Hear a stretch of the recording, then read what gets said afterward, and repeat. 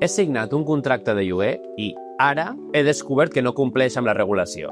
Puc reclamar?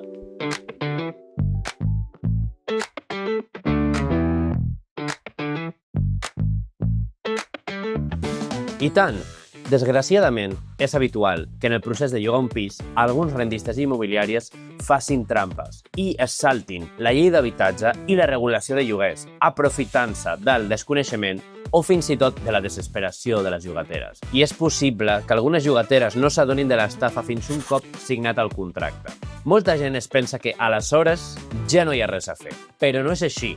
Quins abusos són els més habituals? Doncs haver de pagar un preu més elevat que el que marca la regulació. Però tranquils, perquè això no s'ha de quedar així. Els incompliments de la regulació de lloguers també es poden reclamar després de signar. Així que veniu al sindicat i fem-ho juntes.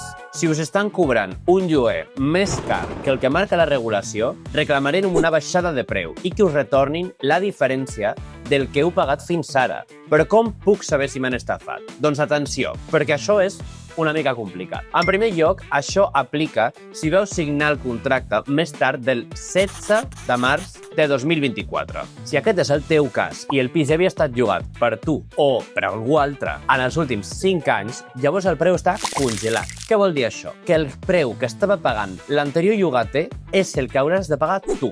Com a màxim podem-hi afegir només l'augment de l'IPC.